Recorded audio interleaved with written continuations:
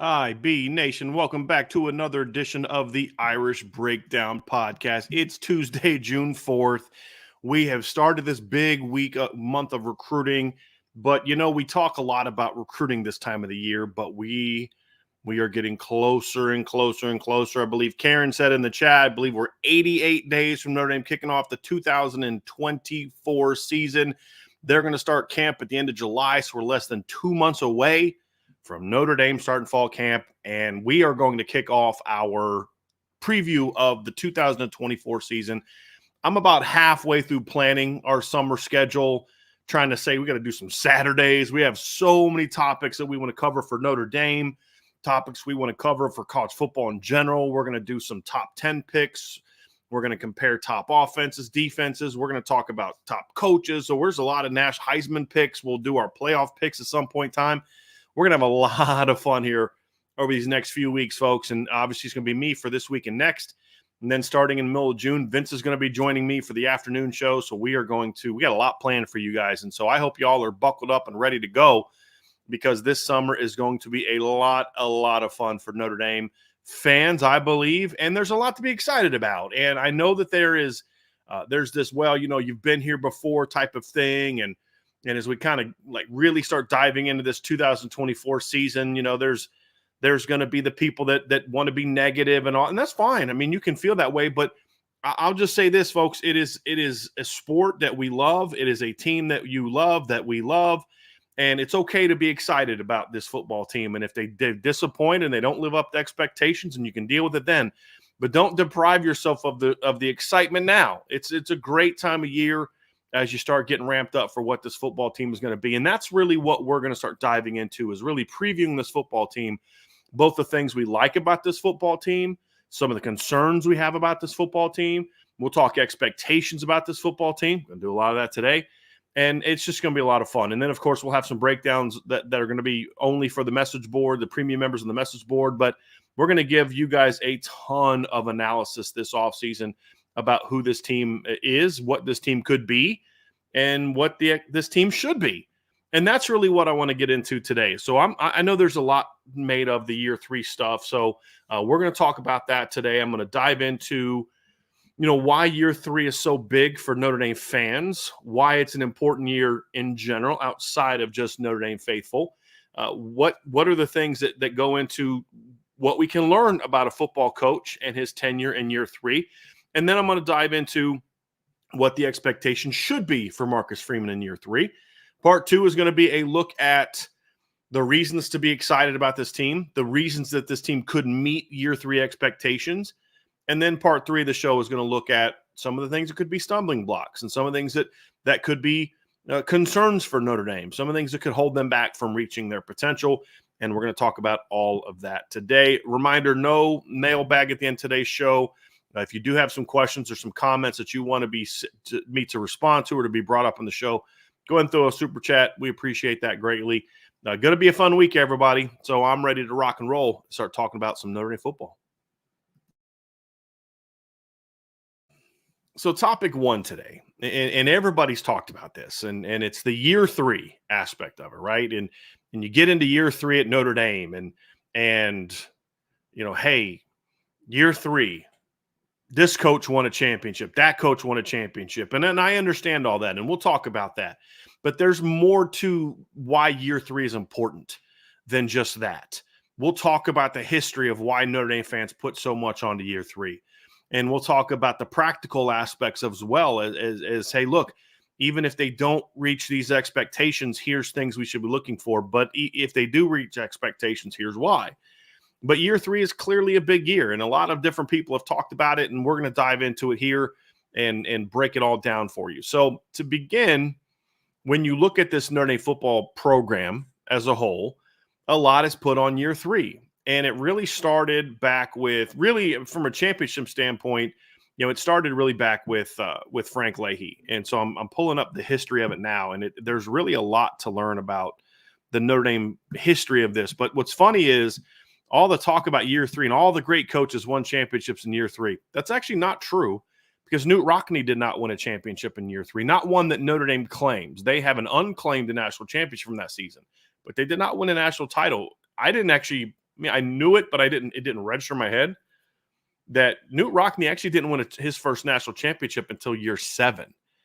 And then obviously he went on a roll. Now, he had multiple undefeated seasons before then, but he never had a claimed national championship that Notre Dame recognizes until year 7.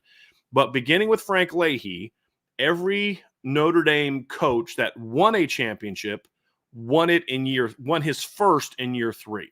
Yeah, Frank Leahy won one in 1943. That was his 3rd season. Notre Dame went 9-1, won a national title that season. You go to Ara Parseghian 23 years later. In 1966, won his first national championship at Notre Dame. They went 9-0-1. That tie, if you guys remember, was against Michigan State in that epic game. He won a national championship that season, won another one in 1973. Dan Devine arrives in his first championship. He replaces Ara Parseghian for the 1975 season. He goes 8-3 in year 1, 9-3 in year 2, goes from 17th to 12th in the final rankings. And then in year 3, they kick the door down, lose a game early in the season to Ole Miss, but then rally back and end up winning the national championship that season. So he won a championship in year 3 during his tenure. And then you have also Lou Holtz shows up at Notre Dame, goes 5-6 in year 1, 8-4 in year 2. Year 3, the Irish go 12-0, win a national championship, and then Lou Holtz obviously becomes a legend around Notre Dame.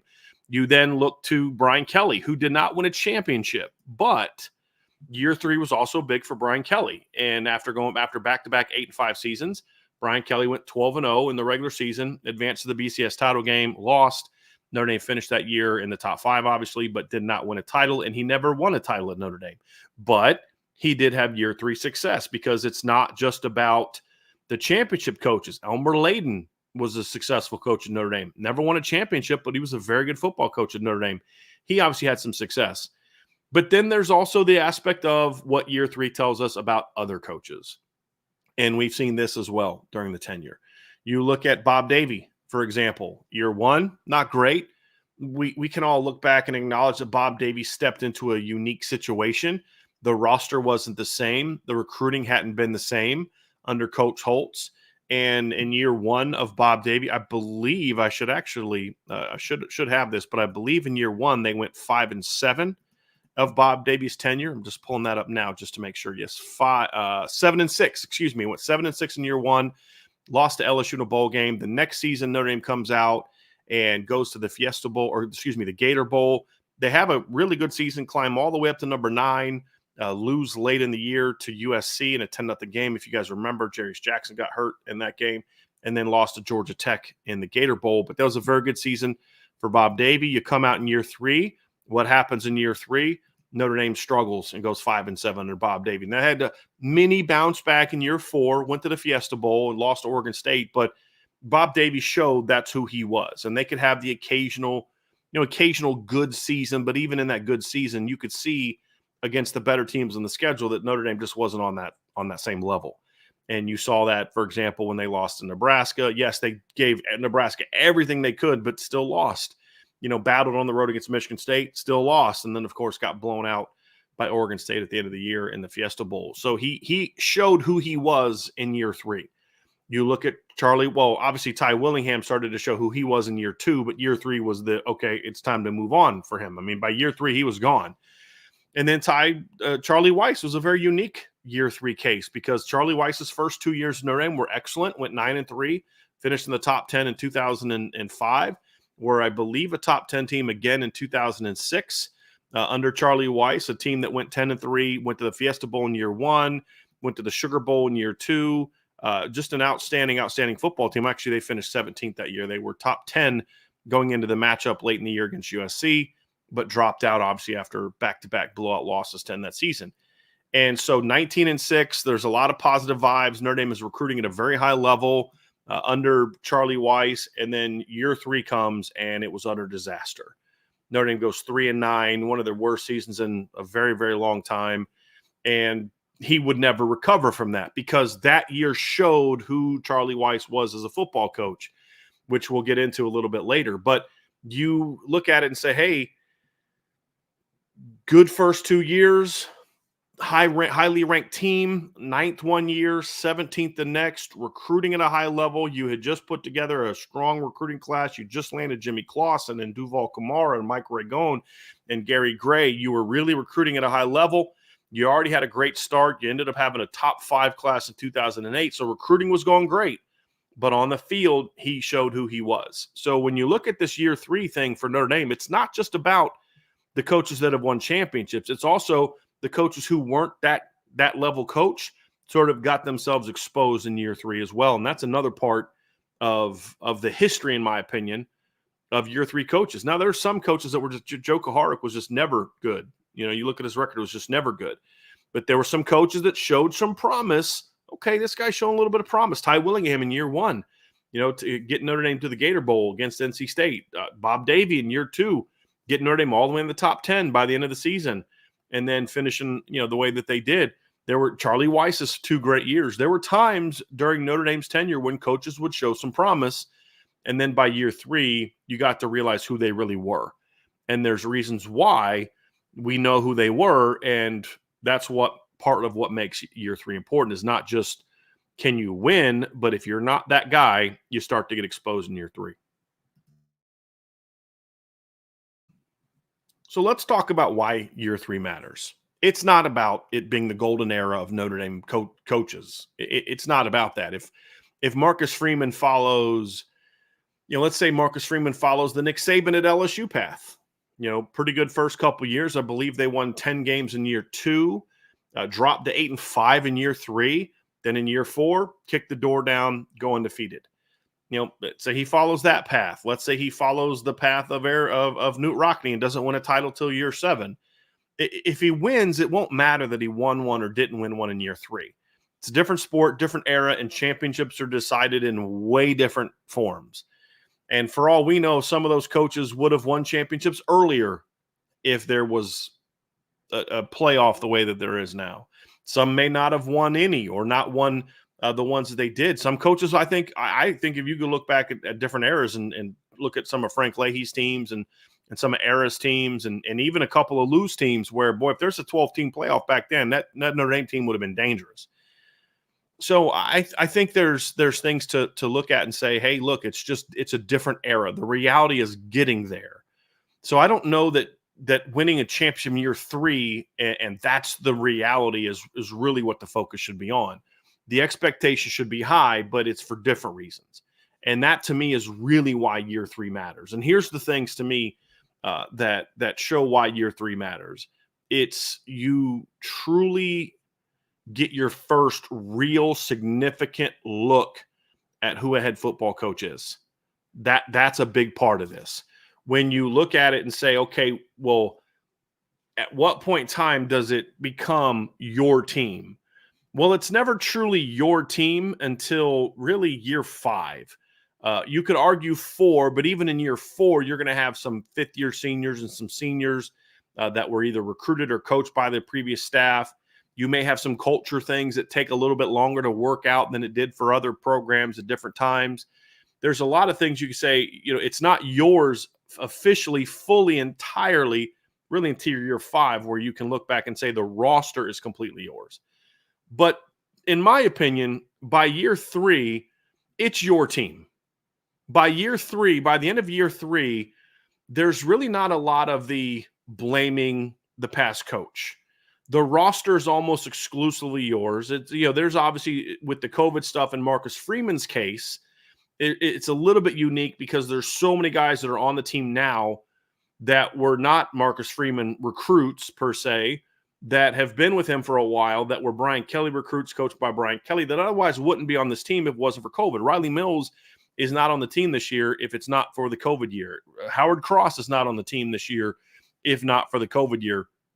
So there's aspects to that, but by and large, this is your roster. You know, you can't look at your roster in year 3 and say, hey, you know what, man, this coach just left us in a bad spot and we haven't been able to do it.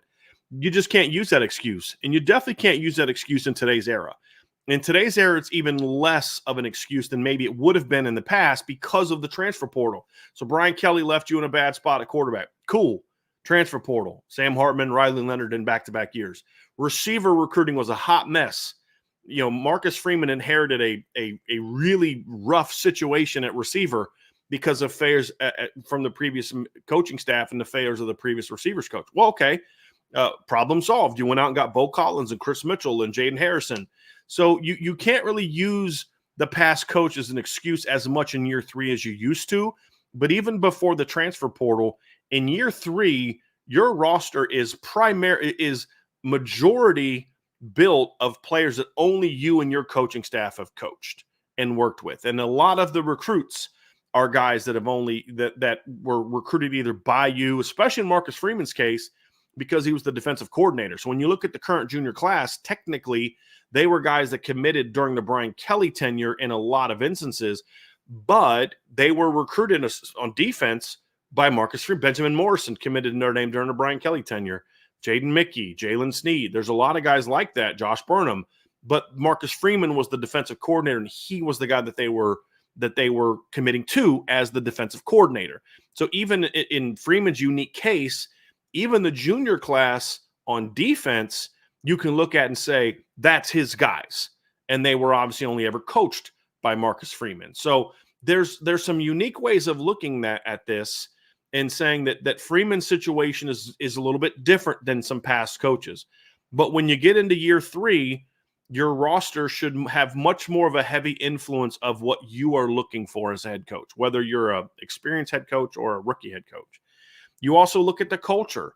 I think it takes a legitimate 2-3 years to really get the culture the way you need to get it as a football coach if you inherited a not very good one. And in a lot of ways, Marcus Freeman inherited a culture that needed a big transformation. When Urban Meyer took over at Ohio State, yes, they were coming off of a down year, but he inherited the Jim Tressel culture. Like, that didn't take a lot of fixing. It was just kind of about it's established now build on it. Those are the different things that you look at. And so when I think of Marcus Freeman inheriting this Notre Dame football team, yes, they had a good record, but there was a lot of culture stuff that needed to get worked out. And by year 3, that excuse of, well, I'm working that stuff out isn't as relevant as it was in years 1 and 2. And that's something that I think is important to look at and focus on. So I think that's another aspect of why year 3 matters, is because you now can say, like we could have said last year, well, yeah, I understand why these things are going on. You were depending on a first-year quarterback. You had to depend on a lot of young players, at wide receiver. You had to depend on some young players here because of the poor recruiting in the past. Okay, it's fair. I mean, that's fair. I think that's excuse making, but there's sometimes an excuse is there's a valid excuse. I don't like people that make excuses, but let's say maybe there were some justifications for why your team wasn't as good as you needed to. I don't think that I understand it. I can acknowledge it, but I still think it's excuse making.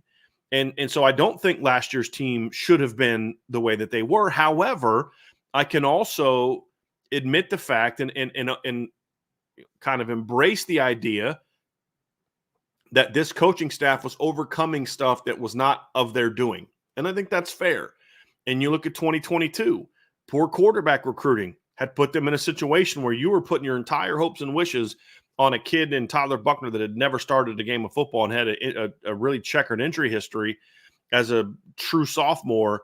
And if he's not the guy, then you're in trouble because of the way recruiting had been done before you. That's fair. I mean, you can call it an excuse, but it's an understandable one. But you're in year 3 now.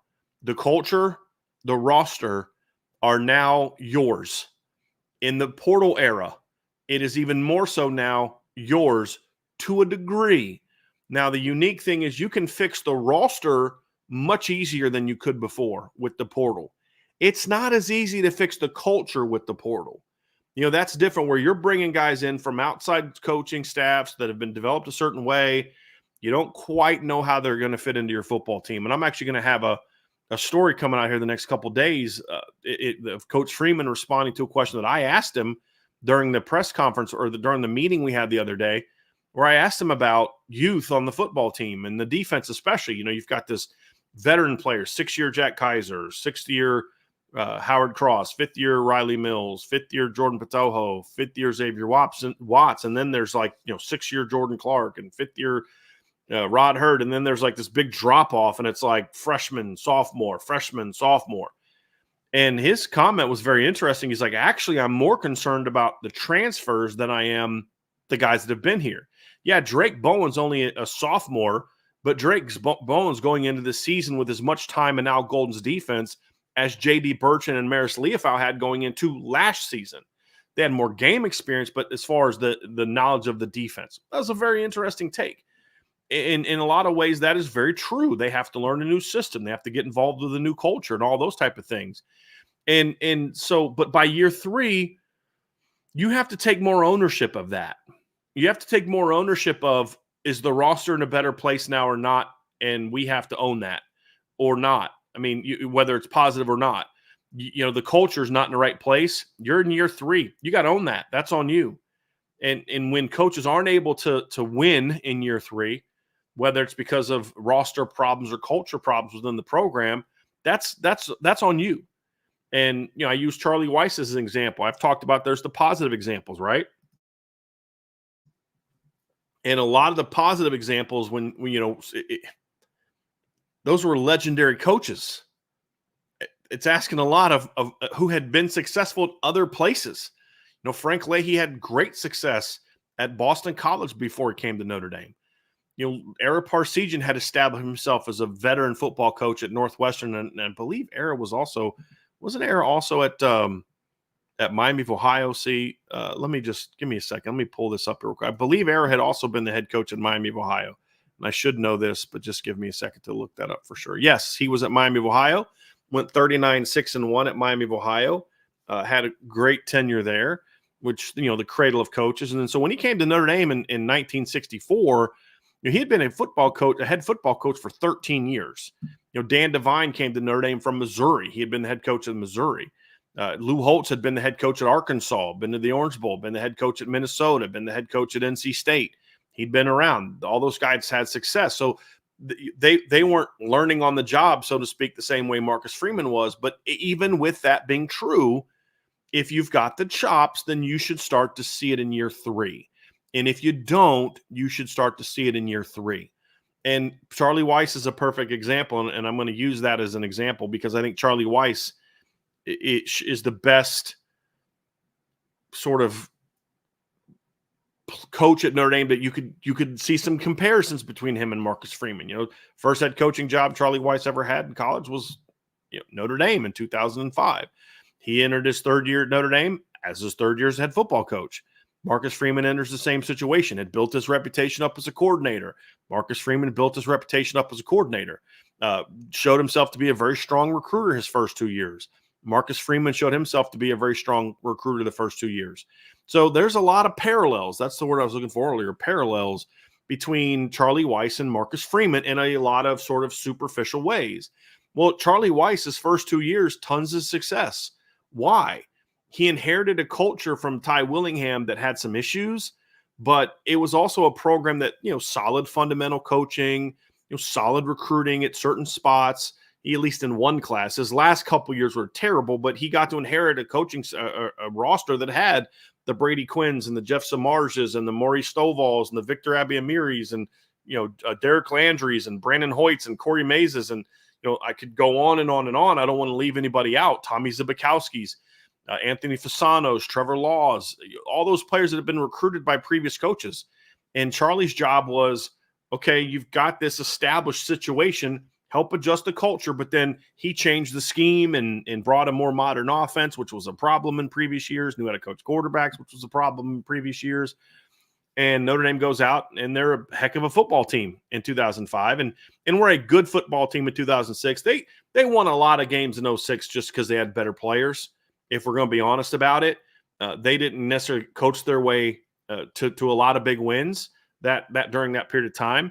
And then you come out in 2007, you lose Brady Quinn, you lose Darius Walker, you lose the receivers, you lose a bunch of offensive linemen, you lose a bunch of your defensive linemen. You go out that next season, and you're a 3-9 football team. Well, that's not the same kind of parallel to what Notre Dame is going through now because they don't lose as much as what that team did. I mean, Brady Quinn was the heart and soul of that football program, and he was just one of a dozen big losses that they had after the 05 and 06 season. It was sort of cumulative over the 2 years.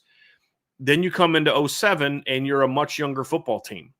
Well, why did that matter? Because in 07, even though Coach Weiss had 2 very good recruiting classes, they were young, and so you were having to rely on some more veteran players that had only played for you, some juniors and seniors. Well, the issue that we found out about Coach Weiss is, although he seemed to be a good motivator and a very good recruiter and a really smart offensive mind, he wasn't a great program builder. He wasn't great at establishing a culture. He wasn't great at emphasizing the little things, the technical things. He wasn't really good at really emphasizing establishing a physicality, a toughness, a discipline, a team that could not turn the ball over, not commit silly penalties, that could show up. And those things are all important to a head football coach beyond just, are you smart X's and O's guy? Well, in the NFL, number one, he was working under Bill Parcells and Bill Belichick, so they were the ones establishing that. And so Coach Weiss could just scheme you up, right? He could just go, X's and O's you all over the place. And so because you had somebody else establishing the other aspects, the technical aspects, the toughness aspects, the discipline aspects.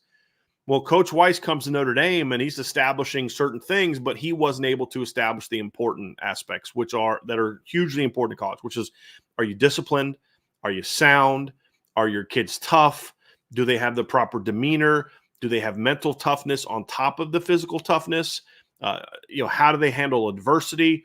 All those things kind of came up under Coach Weiss and got exposed. Now, if you go back and look at the 07 or 08 and 09 seasons, especially 09, I mean, it's not like Notre Dame was going out there that season and getting their butts kicked week after week. That never happened. I mean, they should have won. I mean, that's a team that was 6-6 that you could make a strong case, that they should have been at worst 11-1. At worst 11-1. And when you look at that football team and what they did that year, you look at the first game they lost at Michigan. They were dominating Michigan. You give up a late kick return touchdown in the second quarter, I believe, Daryl Stoneham. You just kept letting Michigan get back in that game. USC game, they came back late. They were down big early, came back. That's a game that they never really had a lead. Should have beat Navy, should have beat Pittsburgh, lost to UConn in double overtime, should have beat Stanford. I mean, at worst, that team, I'll say this, I'll give them a little benefit. At worst, that team should have been 10-2. At the very least, 10-2. But I would argue that team should have been, a potentially 11-1 football team. Well, what hurt them? They would constantly make just silly mistakes, dumb penalties. You think of the interception. I can't remember if it was against Navy. I think it was against Navy. Where Jimmy Clausen throws a ball to Michael Floyd against a corner that can't guard him. And what's the problem? Well, Michael Floyd's stalk blocking. Ball hits him on the back and gets intercepted. You guys remember that play? Well, that stuff happened way too much. Like Notre Dame would always have these, like, man, they had bad luck. I've had people tell me, Charlie had really bad luck. No, he didn't. Charlie kind of made that the case because they were not a disciplined football team, because he didn't make good coaching hires, because they didn't establish the proper culture, the proper discipline, the emphasis on fundamentals, the attention to detail was not there. And that caused a lot of those bad luck type of plays. And that gets exposed in year 3 when you're not relying on what somebody else established. And so when you look at Marcus Freeman and you enter his 3rd season, you say, okay, is he Charlie Weiss, or is he going to be one of those coaches that keeps building and building and building? And that's what we're going to learn this season. I believe he's the latter. I don't believe he is a Charlie Weiss type of guy. And I'm not taking shots at Coach Weiss, because I think Coach Weiss would admit a lot of that. I have more respect for Coach Weiss than most, and he was far from perfect, and I didn't like how he treated everybody, but he did a lot of good things in Notre Dame as well that I don't think people realize. Started getting the foundation of some changes around the facility started to. He understood the need for it. He showed that you can recruit in the modern era if you put the work in. There's a lot of and he loved Notre Dame, but we saw the flaws. So why do I think Marcus Freeman is more like the coaches that were successful and less like Coach Weiss, even though the parallels to how they got there are very similar? It's because we've seen Marcus Freeman have to establish things that Coach Weiss didn't. You could get away with certain things when you had Brady Quinn at quarterback. You could get away with certain things when you inherit the defense that Notre Dame inherited in 05 and 06, when you inherit the leadership that they had in 05 and 06. And Coach Freeman hasn't had that in those areas. He hasn't had that Brady Quinn type of quarterback in 2 years. He did inherit a roster that had some major problems. He didn't inherit a receiving core with Mo Stovall and Jeff Samardzija and Raymond McKnight and the tight end room of Anthony Fasano and John Carlson. He didn't have those type of things. He had to go build those type of things. But we've also seen Coach Freeman put a lot of emphasis in the fundamental aspect and the toughness aspect and the discipline aspects, where when they have failed, you've seen him react to those things in a way that says he recognizes it and he's trying to fix it. That's the key. So I believe in a lot of those areas, you are going to see him you're not going to see the big drop off now that a lot of the quote unquote Kelly guys are gone. Also partly because a lot of those quote unquote Kelly guys are still around from a standpoint of having been recruited by Brian Kelly. So I think there's reasons why you can look at Marcus Freeman and say he's not going to be that coach. So as we wrap up this first part, then the question is, okay, well then what should expectations be? You can't expect him to be like this guy. He shouldn't be like that guy. So what should expectations be? What should expectations be for Marcus Freeman in year 3? Well, there's a couple different ways of looking at it. There's the macro and then the micro. The macro is sort of, where does your program go? What kind of team are you going to have at Notre Dame? And when you look at it, you take recordists out, you take the end result out from, specifically. And you look at it and say, when you look at this Marcus Freeman football team, you should see growth. You should see continued growth. What does growth look like in this context? Number one, the hires that you've made need to be positive ones. You hired Mike Denbrock. You went out and made that move. That was a big one. You're now in year 2 of Joe Rudolph. You're now in year 3 of Al Golden. You hired Max Bulla instead of hiring a secondary coach. So that move needs to pan out to where the secondary doesn't take a step back now that they've got one position coach. I don't think they will, but these are the things we need to look at. And so you need to start to see those moves start to pay off. You need to see the program start to overcome some of the things that have plagued them in the past. Some years, year 1 and year 2, it's been a little bit different. I think in year 2, they didn't play as well on the road as they did in year 1. In year 2, they showed growth, really blowing out the teams that weren't very good, but then didn't play really well in some of the bigger games. There's all those type of things that you look at that are part of just, is your program better? And that leads into, okay, well, if your program has shown growth, then what does it look like on more of the micro level? And to me, specifically for this Notre Dame football team, it comes down to number one, keep doing what you're doing in regard to the things that you're good at. So what we saw last year from Notre Dame is when a team was inferior to Notre Dame handled business and handled business impressively. One of the big knocks on Notre Dame and for a long time, this is even true during at times of the Lou Holtz era. Lou Holtz had a tremendous bowl record. He had a great record against top 5 teams. They'd have these weird losses to like Stanford and Air Force, and you're just like, you lost to a Penn State team that's not even that good, and yet you smash this other team. Like, what's going on here? They would just have that issue where at times you're just like, boy, they play to the level of their competition. They're great in the big moments, but then they kind of play down in other instances. We saw this during the Brian Kelly tenure a lot, way more than we should have.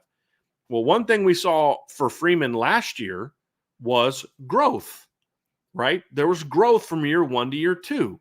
You look at the first year of the Freeman tenure, and you say, you took Ohio State down to the wire. You gave USC everything you can handle. You beat the absolute mess out of Clemson. You go on the road and beat the absolute mess out of Syracuse. But you have this loss to a Marshall team that, while was a good football team, should not have been a football team that you lost to. You go and have this loss to Stanford and say, boy, that was a bad football team. Like, how do you lose that game? And then 2 weeks later, go on the road and smack Syracuse in the mouth. And then 3 weeks later, you got there, or 3 games later, you got there and destroyed Clemson on that same field that you couldn't do a thing against Stanford. And so a lot of instances, it was the same thing. It was playing down to the competition. Well, in year 3 or in year 2, we saw that change. I mean, Notre Dame's dominance against teams that were really beneath them last season was really impressive, and something that you can look at and say, boy, that is a big takeaway, and can that continue? I mean, obviously, you had the loss to Ohio State, who was on your level. You had the loss to Louisville, who was somewhat on your level. You can understand not blowing them out. Shouldn't have lost, but you can understand that being a competitive game. You can understand Clemson being a competitive game, still a talented team. Shouldn't have lost, but this isn't a team that you're just head and shoulders above talent-wise. Same thing with Duke. Well, then you look at the rest of their schedule. Navy, they beat by 39. You beat Tennessee State by 56. You beat NC State by 21. You beat Central Michigan by 24. You score at least 41 in each of those games. You beat USC by 4 touchdowns, and it was not a very talented USC team. You beat Pitt by 51. You beat Wake by 38. You beat Stanford by 33. And then you go in the bowl game and you're playing you're missing some guys, but they're missing even better guys as far as like not better than you, but like the better as far as Notre Dame can lose a Joe Alt and replace him with a 5-star Charles Jagasaw. They can lose Audric Estime and throw out Jeremiah Love and Jadarian Price. Oregon State can't. When they lost their 2 tackles, they don't have Tosh Bakers and Emil Wagners and Charles Jagasaws to throw in there. And so they were able to just outman that team and handled business, blew that team out. So you're talking about a football team that last year won 10 games. In 9 of those 10 games, Notre Dame scored at least 40 points in 9 of their 10 wins last year. That's impressive. That's not playing to your competition. That is, this team is beneath us, and we're going to kick their butt. Now, it wasn't a perfect thing. I don't think they beat Central Michigan the way they should have. And, you're kind of looking ahead to the Ohio State game. So it's not like it was perfect, but you still dominated that game in the last 2.5 quarters.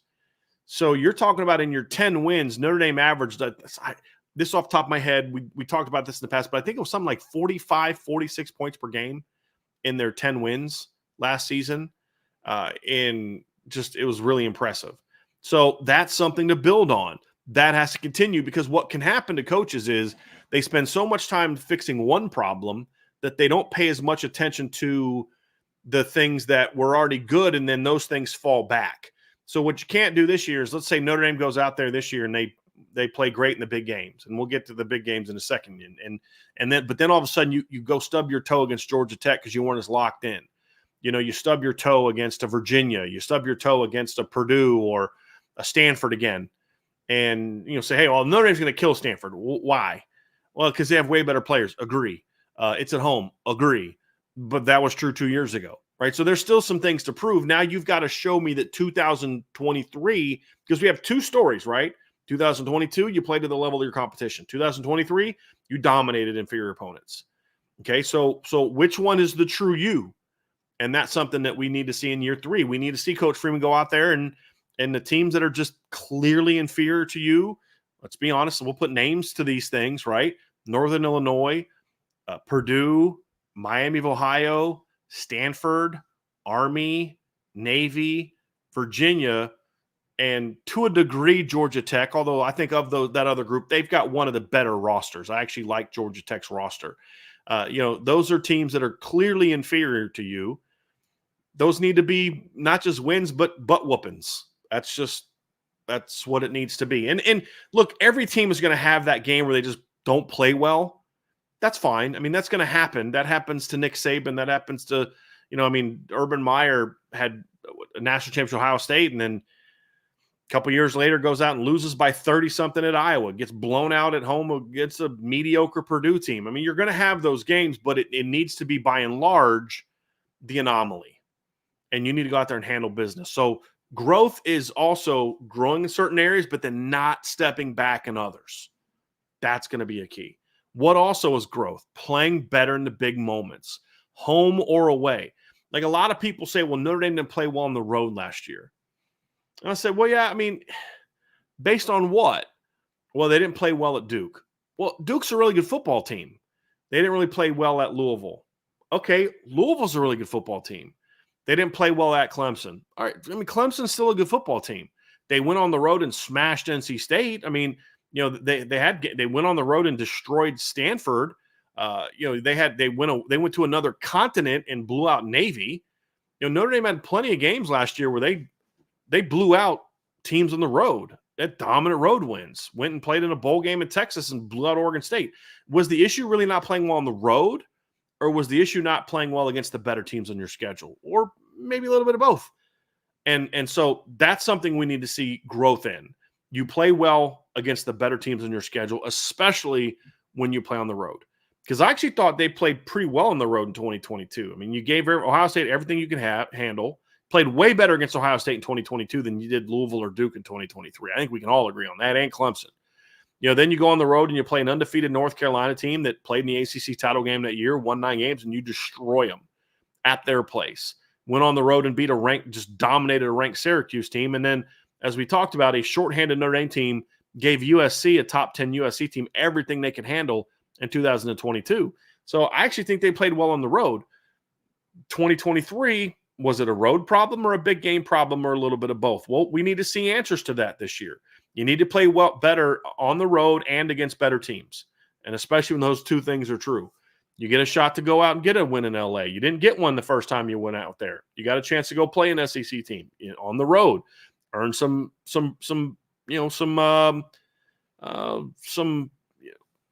I'm trying to think of the word to look at, and I can't even think of the word to look at. I'm very frustrated by the fact that, basically where you get to kind of build up some cachet, like, wow, this Notre Dame team went on the road and handled their business down at Texas A&M. Those are the things that you need to prove this year, that you can play better in big games and you can play better on the road while not taking a step back in those other areas. That's what the expectations should be. So then we say, okay, well, that's fine. You're talking generalities. You're talking macro level. All right, cool. That's all fine. You need to be better. Yes, Notre Dame needs to be better in 2024 than they were in 2023. All right, cool. I had a buddy of mine ask me the other day. It was a great conversation. And he said, would you be happy if Notre Dame goes 10-2? I think the scenario was loses to A&M and Florida State and then goes and plays in a New Year's Six Bowl, doesn't make the playoff and wins the playoff. He says, would you consider that growth? Would you be happy? I was like, well, I have two answers to that question. You asked me two very different questions.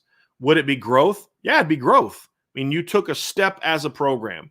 That's the minimum of what needs to happen this year. They need to show growth as a program. Record aside, they need to show growth. The thing I said to him is it would be growth, because if you go 10-2 and lose to A&M and Florida State, you'd have to go on the road and beat USC. You're going to have to beat a pretty good Louisville team at home. I mean, there's still going to be some good wins in there, and it's a step, but it's a small step. 11-2 is better than 10-3, and the schedule is very comparable. And I said, would it be growth? Yes. Would I be happy? No, I don't, because to me, you have to understand what the expectation are for this football team. Big picture with Marcus Freeman, show growth, because if he keeps showing growth every year, eventually that's going to lead to, okay, they kick down the door. Is that in year 3? Is that in year 4? Is it in 5? Is it 6? Or is it in 7? We don't know the answer to that question, but you need to still have steady growth for your first 3 years. But specifically, what is the expectation? What is the standard that I will look at and say, accomplish this, and it's a successful season? And that is something different than growth. It's more about getting closer to maximizing your potential as a program. I mean, what is this program's potential if it's fully maximized? Well, it's 15-0 in a national championship. That could happen, but that's not the expectation. I don't think that's where Notre Dame is yet. Not saying it can't happen, but I'm just not there yet. So what would it look like, in my opinion? And I want to know what you guys think about this.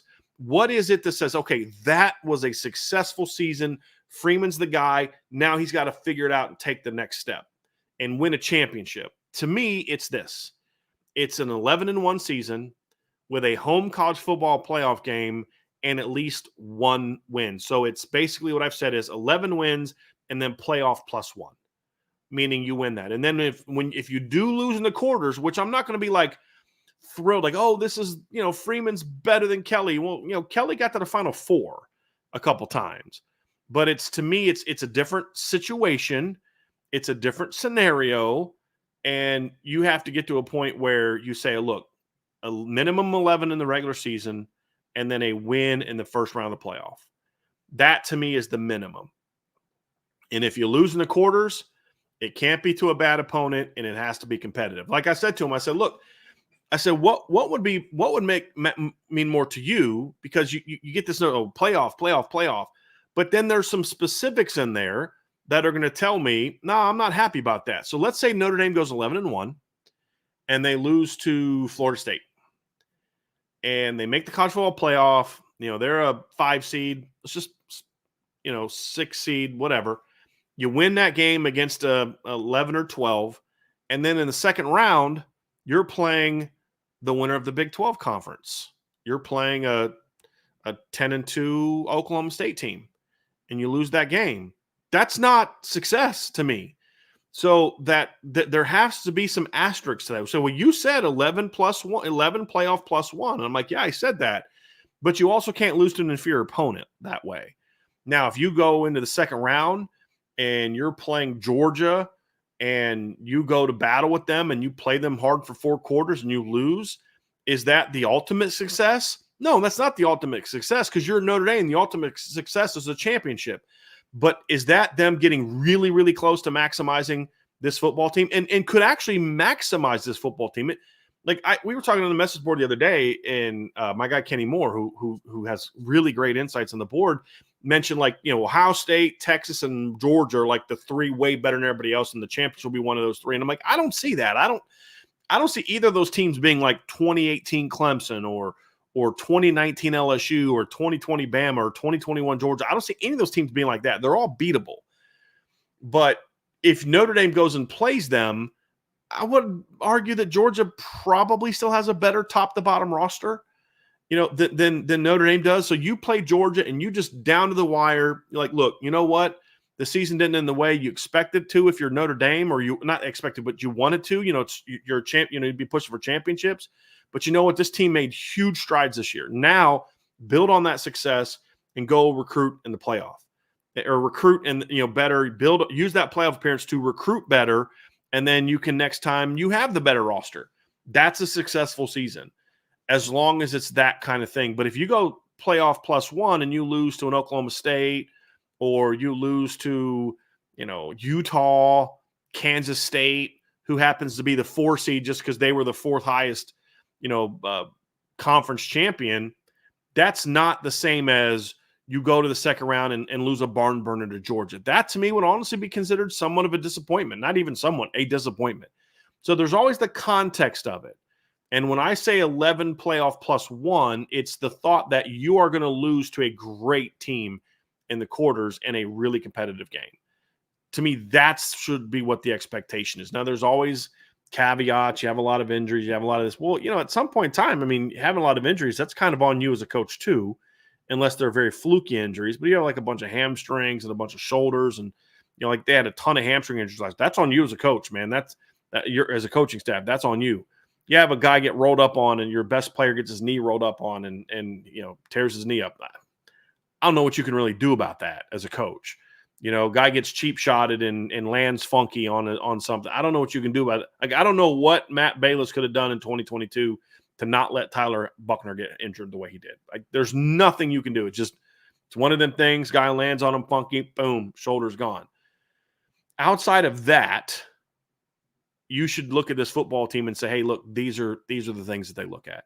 And some people say, well, 12-0, 12. I think if you're saying I'm going to be unhappy with anything other than 12-0, you're literally, in my opinion, just saying, well, I'm setting them up to have something to complain about. Going 12-0 is really freaking hard. I don't care who you are. There's no doubt this schedule is tougher than a lot of the undefeated schedules Notre Dame has had. Basically in 2018, if you beat Michigan, you were going to go undefeated. I believe I've said that before the season. There was nobody else on that schedule that could have beat that Notre Dame team in 2018. Beat Michigan, you're running the table. There was no doubt. In 2020, beat Clemson, and nobody else can beat you. There just was nobody else on that schedule in 2020 that was even the same universe as what Notre Dame was as a football team. So you have to look at it practically. To me, the 10-3 season of 2017 was more impressive than the 11-1 season of 2021, because they played a far more challenging schedule. So to act as if like if you don't go 12-0, that's somehow a disappointment. In my opinion, you're just setting it up to say, okay, I'm going to set this really crazy, unrealistic standard and say, all right, well, if you don't do that, then I'm going to be pissed and I'm going to be unhappy. Because, I talked about, the great coaches at Notre Dame that have won championships and the legends and all those type of things. And if you're going to win, you got to be able to do that. Well, guess what? In Frank Leahy's first undefeated season, they lost a game. I mean, first national championship season, they lost a game. They lost to Great Lakes Navy at the end of the season. Still won a championship, right? Eric Parsegian's first championship at Notre Dame. They weren't they were undefeated, but they didn't win all their games. They tied Michigan State. Who knows what would happen if they'd gone overtime? Maybe they would have lost if they played by today's rules. So at the end of the day, you look at this football team and you say they go 11-1, win a playoff game, at least one playoff game. That's one heck of a season. That's big time growth. If you're going to complain about that, then you're just you're just kind of complaining. That's the reality of it. So they have to minimum do that. Now, there could be scenarios where one playoff win's not enough for this football team, depending on how they grow. If certain parts grow better, certain parts of this, you catch a really good break from a bracket standpoint. As I mentioned earlier, you're the 5 seed and the 4 seed is, like I said, Oklahoma State, Utah, Kansas State, Kansas, a team like that's the 4 seed, and you've got to win that game for me to say this was the kind of season it should have been. So that's kind of where I'm at. So I look at this football team, I look at their roster, I look at their talent, what I perceive their talent to be. Like a lot of years, I perceive the talent to be something, and other people perceive to be something different. But when you look around the nation, there's pretty much a lot of consensus that this is a phenomenal top 5 to 6 football team with a lot of talent. Whether you're looking at preseason rankings, whether you're looking at people ranking top players, Notre Dame's got. I was looking at like PFF did their top 10 position players, like they're looking at top 10 position players, and Notre Dame had a tight end in there, a linebacker in there, 2 D tackles in there, a safety in there, cornerback in there. There's a lot of talent on this football team. And so you should expect this football team to make a jump and be one of the best teams. Sometimes the bracket doesn't work out in your favor and you get Georgia the next year. And so to me, that's a situation you got to look at and say, did they do their best? Did they play as well as they could have? Or did they kind of choke that game away? Well, if they put forth their best effort and it just wasn't enough, you look back and say, hey, job well done. Now go out and get better. Recruit better so that next time your best isn't good enough, right? So that's the kind of jump that we need to see from this football team this year. And if we see that, then you're talking about a football team that has a chance to be really, really good. And you have a football coach that you can say knows how to push the right buttons to get his program to another level. So that, to me, is what the expectation should be for Marcus Freeman in year 3. Anything beyond that, huge success. If they go out and win a championship, then, give the man a giant lifetime contract. I mean, like I'm being somewhat hyperbolic there. You guys know that I don't believe in hot lifetime contracts, but you get the point. He's the real deal if he wins it all. That's an obvious one. But what can you see short of it winning it all that makes you say, yeah, he's that guy. He's the guy that has a chance to bring us to that level again as a program. And you need to see that. And to me, it's what I just laid out. Minimum 11-1, playoff home game that you win, and then what happens after that's going to be dependent upon your opponent. So that's how I see year 3 for Notre Dame. Gives you guys a little bit of an understanding of why year 3 is important, both historically and practically. You guys now know what I believe the standard is. I'm curious to hear from you all. I know some of you have said undefeated and all that, and that's fine. If you think they should go undefeated, that's fine. Just have some reasons for it. Explain it, and that's fine.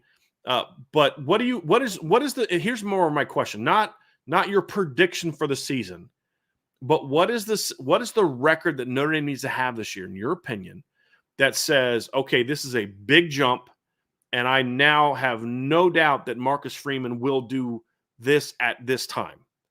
I'm curious about that. Part 2 of the show, I'm going to get into here in a minute. I'm going to talk about reasons why this football team has a chance to reach the level I'm talking about or beyond. I'm going to talk a little bit about that. Part 3, we'll talk about things that maybe could be stumbling blocks. But I'm going to take about a minute break here before we start on that section. And while I'm doing that, I want to hear from you on the chat what your expectations are. Like, they do this, and then I'm happy. And let me know what you guys think. And we'll be back here in a minute to talk about reasons why this team could do that. Hey, before we also hit that like, hit that subscribe, hit the notification bell, share this podcast, give us a 5-star review. We'd greatly appreciate that. If you're listening via podcast platform on one of our favorite podcast apps, like Spotify or Apple. And, of course, sign up for the message board at boards.irishbreakdown.com. Ryan has a little intel piece on Nathaniel Wusu Boateng today. We had a lot of intel stuff from the Irish invasion this past weekend, some recruiting, some analysis, and we'll have a lot more coming up for you here very, very soon at boards.irishbreakdown.com.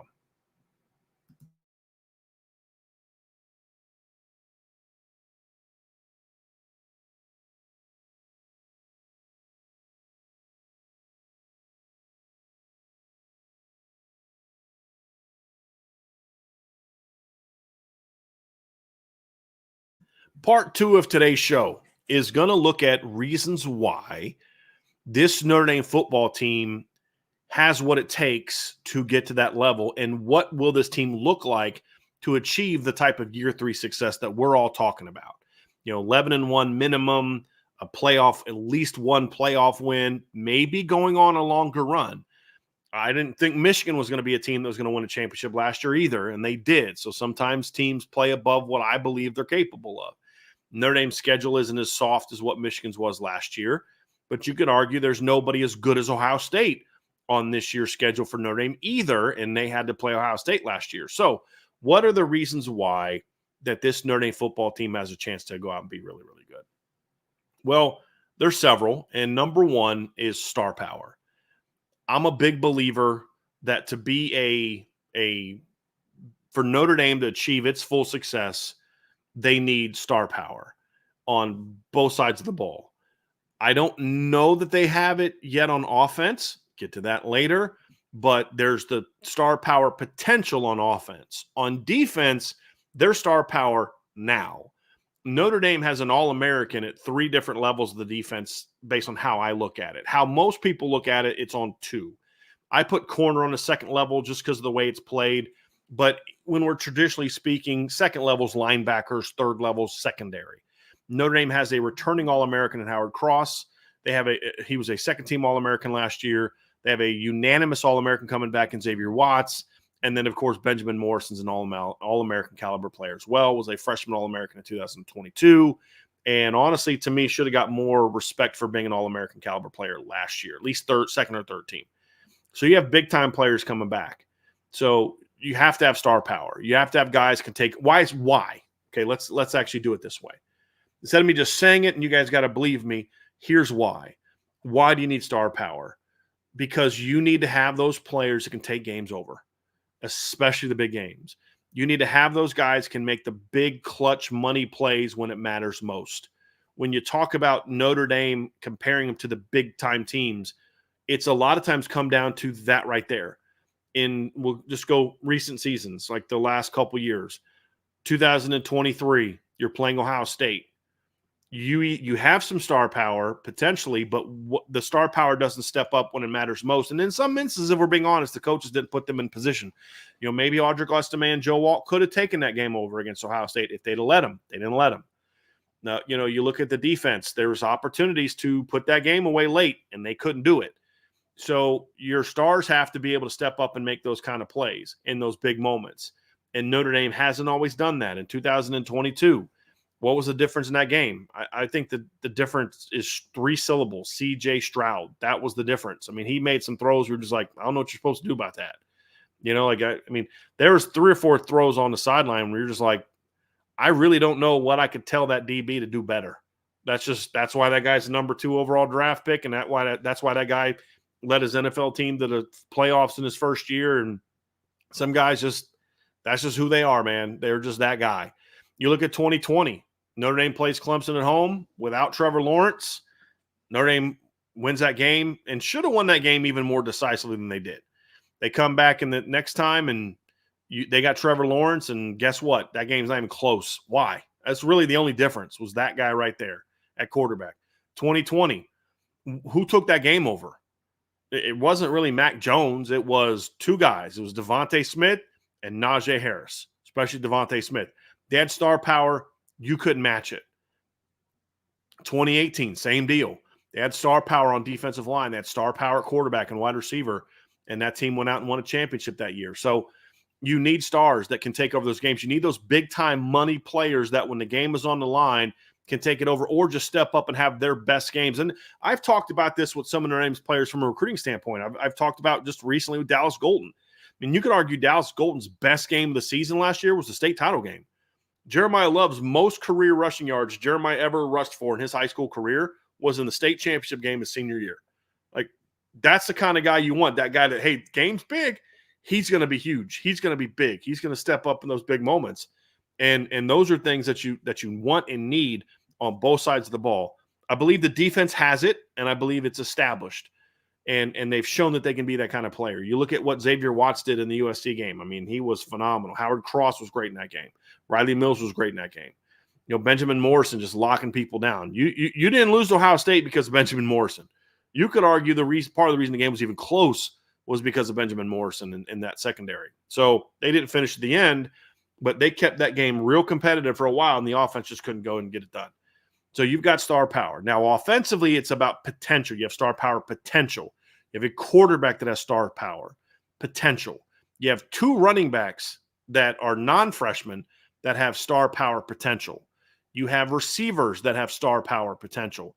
You have a tight end that has star power potential. And if he doesn't get hurt late last year, we are likely saying the offense has at least one star in Mitchell Evans. The offensive line, there are no stars right now. Are there guys that you look at and say that I won't be shocked if that guy's considered one of the best in the country by the end of the year? They are. Billy Shrout, the right guard. Charles Jagasaw, left tackle. Those are two guys for sure that I look and say they have star power. So there's tons of potential on the offensive side of the ball for that too. It just needs to be realized. But in the past, they didn't even have those kind of players. Now they at least have the talent there, and that's going to be the key. So star power is one. Number two, this is a very athletic football team, and you need that. You have to be able to compete athletically. Like in the 2020 Bama game, athletically, Notre Dame just couldn't compete. You know, we're watching that game. Outside of a couple guys, they just couldn't compete. They couldn't compete in that game athletically. I mean, you've got your first-round draft pick running back hurtling over Notre Dame's undrafted cornerback. You know, you've got linebackers trying to chase around Najee Harris. You've got corners who were undrafted, and one guy's transferring to Syracuse because he got beat out, trying to cover a first-round draft pick and a Heisman Trophy winner at receiver. You just athletically, Notre Dame could not compete with the best teams when they played them more often than not.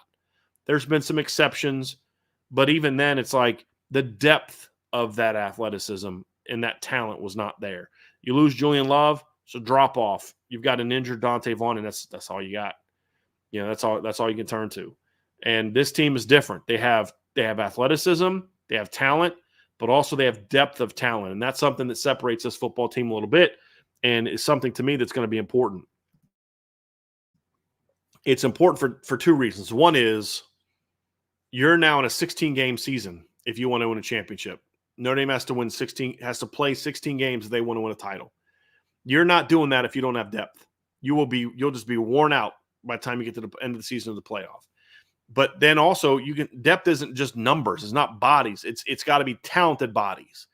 When you're taking Howard Cross and Riley Mills off the field, you need Jason Onye and Gabriel Rubio and Donovan Heinisch and whoever else is going to play there to be impactful, right? They don't have to be quite as good, but they need to be impactful. You know, when you're taking Drake Bowen and Jack Kaiser off the field and you're putting in Kingston Viliama-Asa and Jalen Steed and Jaden Alsberg, whoever else you're putting out there, they need to also still be impactful. And that's a big key. You know, when you're talking about the receivers, okay, I think Jaden Greathouse has a chance to be a star. I didn't mention him earlier because I think he still might be a year away from really being a star.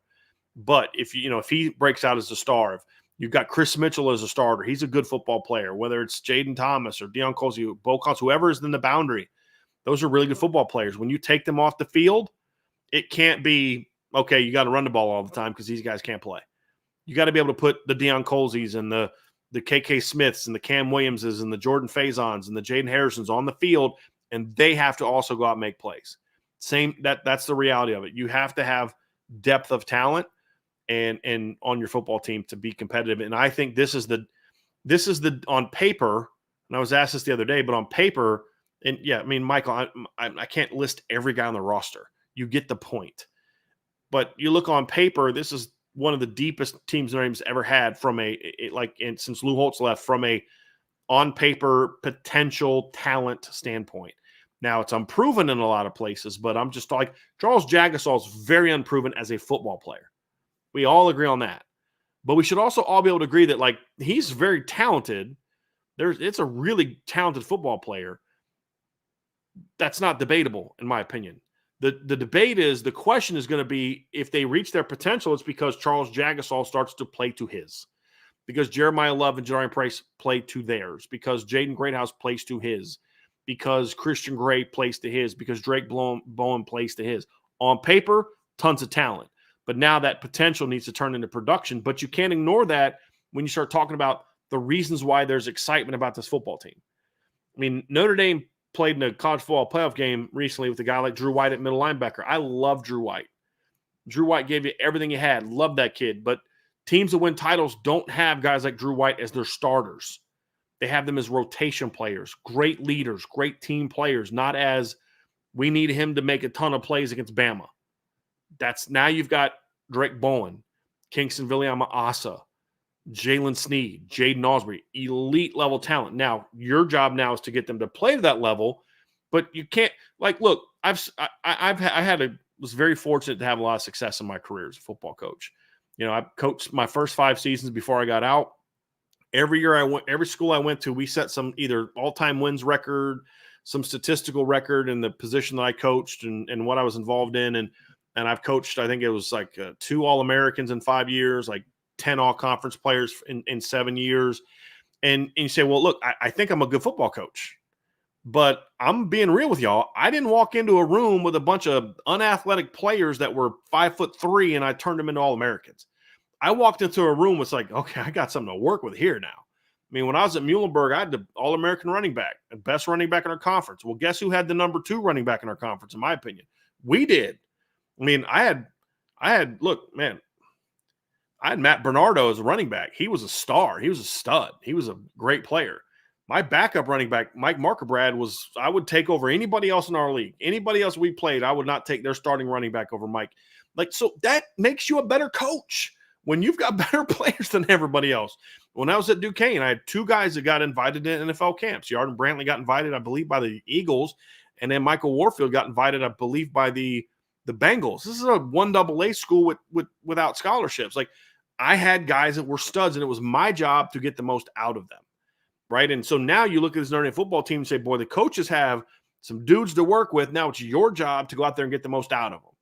And the thing that has me excited about this team is there are more coaches on the staff now that have a proven track record. I don't know what Mike Denbrock's going to do this year at Notre Dame. None of us do. But we can kind of feel confident that it's going to be okay. Why? Because he has a track record of that, right? Is Joe Rudolph going to be able to build a really good offensive line? I don't know. I don't know what he's going to do right now at Notre Dame.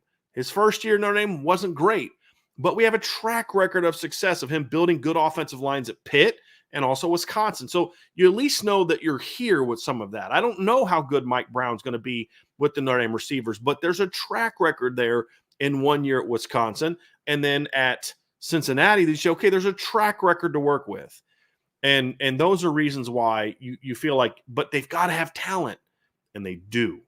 And that's something that I'm excited about. Other reasons why I think this team, that you can feel really confident and excited about this football team, obviously, is the defense. This is going to be one of the best defenses in college football. I mean, heck, you got even people at ESPN are talking about how good this defense is going to be, right? And if the defense is, I mean, if people at ESPN are praising this defense, I mean, you know they got to at least see something. But look at the track record. I mean, Notre Dame was a top 5 defense last year. At worst, 6th or 7th at worst. I think they were top 5 defense. And people say, well, Iowa's better. Well, I think Notre Dame would have been better than Iowa if Notre Dame played the same schedule that Iowa played last year. And so we can have that kind of conversation. But at the end of the day, in my view, the talent's got to be there to be successful. And when you look at this defense, you're not hoping to win with a bunch of undrafted free agents you hope can be stars. You've got legitimate stars and talent on that defense. You've got a coach that's now going into year 3. You've got the Marcus Freeman effect and Chad Bowden effect from a recruiting standpoint is now going to dominate that roster. So, yeah, you're going to have a young guy at middle linebacker this year. Yeah, okay, I get that. But he's really talented. And that's – well, you didn't say Drake Bowen. Well, I think it's going to be Drake Bowen, but let's say Drake's not the guy. Let's say it's Kingston. Let's say it's Jaden Osbury. Okay. I mean, they're all very talented players. Someone is going to win that job. I think it's going to be Drake. I think Kingston's going to be a great rotation player this year, and then maybe down the road, those two are starting side by side. But you know what they're going to have when those two guys are starting? Elite talent, right? There's big-time talent on this football team. You're talking about a defensive line that, I mean, I don't know that Notre Dame has a first-round draft pick right now on their D-line. You know, if Boubacar pans out, he could be one. If Bryce Young pans out, he could be one. But when I look at this roster, I mean, guys that I expect to play this year, there's like 7 or 8 guys that I think are going to play in the NFL that are going to be in the rotation this year on the D-line. I think R.J. Oben's going to be in the NFL. Again, to what level, we'll see. Josh Burnham, I think, is an NFL football player. Bryce Young's an NFL football player. Guys, that's one freaking position. I just mentioned that's one position. I just mentioned 3 guys that I think are NFL players. Inside, Riley Mills and Howard Cross, I think, are NFL players. I think Gabriel Rubio has a chance to be an NFL player. I think Jason Onye has a chance to be an NFL player. And I think Boubacar Traore has a chance to be an NFL player. Jordan Botelho, I don't know. I mean, I think talent-wise, he's shown flashes of it, but he's got a lot to prove. So I'm not even going with, like, potential. I'm just saying guys that I have seen flash NFL talent. That's a lot. That's a lot. And you need that if you're going to compete for a championship. And then at the end of the day, quarterback talent. I mean, look, is it unproven? Yep, sure is. At least at Notre Dame, we don't know what it's going to be.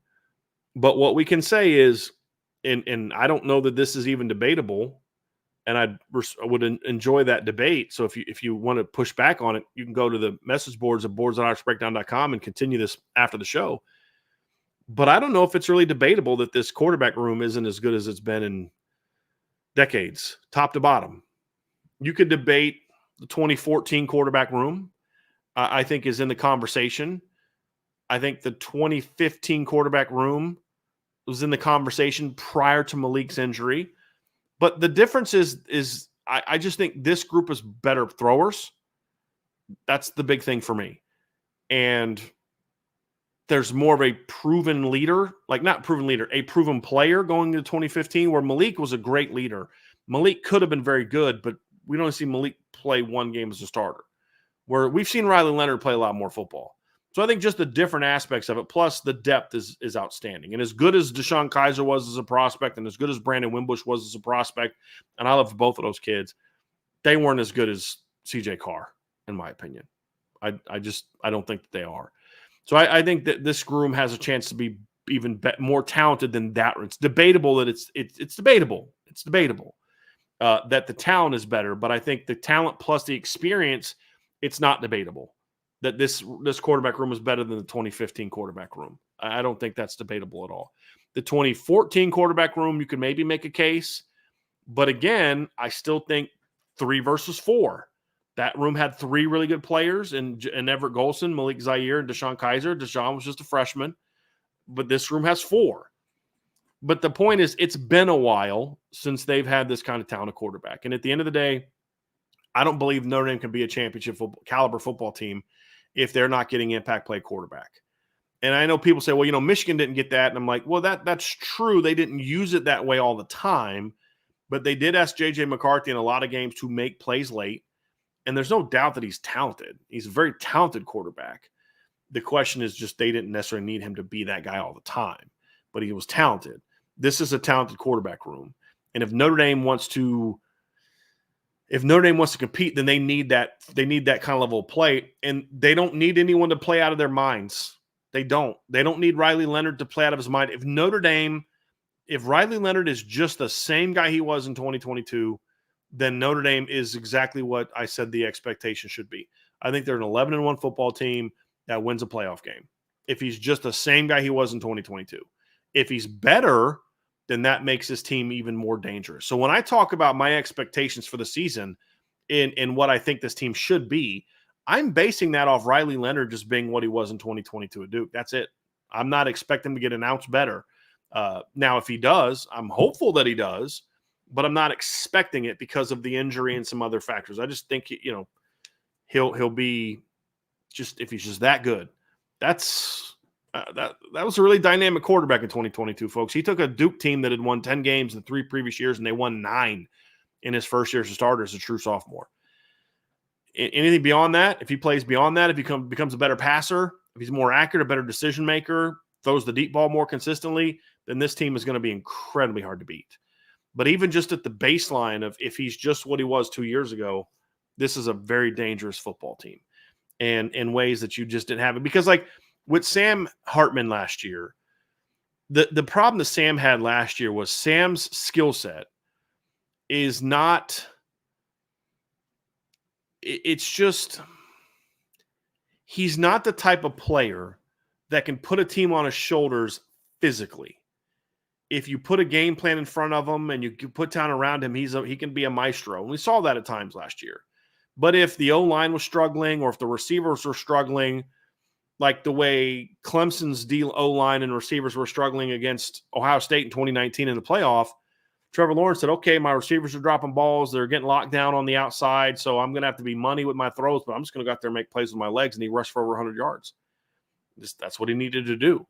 If the conditions weren't right, Sam just didn't have the physical talent to go out there and win. Now, that's not his fault. That's who he is, and he gave you everything he had, but the reality is your football team wasn't in this position where they didn't have the team around him at times to do that. And then he didn't handle his business in certain times either because of his decisions. But I think you just looked at it and said, if he wasn't right, if he wasn't perfect, if he wasn't like locked in, then they weren't going to be good enough. That's what the reality turned out to be. When you look at a guy like Riley Leonard and his skill set, if things are breaking down, he can go make plays. If the receivers are struggling, there's things you can dial up as a coach to use him to say, hey, we're going to do something here to get him on the perimeter, to do some design runs, to take this shot where we're not going to – his talent can take over the game.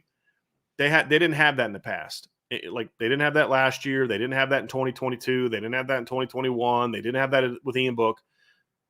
Where against the best teams on the schedule, athletically, he could take over games. With skill, he could take over games. With talent, he could take over games. And you need that. And if you're going to win those big games, if you're going to go to the postseason and beat Georgia, you're not going to do it because you just out physical them and outskill in the trenches and outskill them on the perimeter, and their quarterback plays well, and yours just plays okay, but you're so much better everywhere else that you just go and beat them. I don't think that's going to really be possible. You have to have a quarterback that can go toe-to-toe with those guys and make those kind of plays. I mean, you look at the Ohio State-Georgia game 2 years ago. There were a lot of aspects of that Ohio State team that did not play well that game. The offensive line, I thought, struggled in that game. The defense struggled, but why were they in that game to the end? C.J. Stroud played just out of his mind and just put that team on his shoulders. And when you have stars like that at quarterback, a star like that at quarterback, you can do that. It's just that Georgia had the better team. But at least you were competitive, and that's where I think Notre Dame is a quarterback. So those are the reasons that I believe this team has a chance to be really special this season. Those ingredients are there to be that kind of team. And then you also have the coaching staff, the talent in the coaching staff. Now, a lot of this stuff has to get put together, right? But it's like, look, y'all know I like to cook. I'm trying to bake a championship, trying to cook a championship, right? Well, I got to start with all the right ingredients. If I don't have the right ingredients, then it doesn't matter if I want to do this or not, or if parts of what I'm trying to get are really, really good. I only have a half the ingredients, and they're excellent. But you don't have the other half. You literally can't make this worth something you want to eat if you don't have this other half of the ingredients. So when I look at this Notre Dame football team, I see all the ingredients there. It's just, can they put it all together? Can they put it all together and then turn it into something special? That's what we're going to find out. But the ingredients are there, in my opinion, for this team to be really good. So I'm going to move on to part 3 next and talk about the reasons, potential stumbling blocks. What could be the things that keep this team from reaching its potential? Going to dive into that next. But do me a favor, folks, before we do, hit that like button, hit the subscribe button, hit the notification bell, share this podcast, give us a 5-star review if you're listening via one of our favorite podcast platforms. And, of course, sign up for the message boards at boards.irishbreakdown.com. Also, just a reminder, we now have made the full switch to Athlon. So you can find our website at irishbreakdown.com. You don't need to worry about, well, what's the new website address? And no, always irishbreakdown.com. So if you go type in irishbreakdown.com, it'll take you to that site. If for some reason it doesn't, you got to clear your cache and then you'll be good to go. So we have made that move official starting June 1st. We are officially with Athlon Sports. And so you can go check out all of our written content. We've had I think we're getting close to 25, 30 articles that we've put out the last since the start of the month. Ryan's put a ton out. I've put a ton out. We're going to get a lot more. Sean Stiers and I are going over what he's going to be doing at irishbreakdown.com here as well. He's going to have a lot of stuff coming out in June and July as well. So you're going to want to check that out at irishbreakdown.com.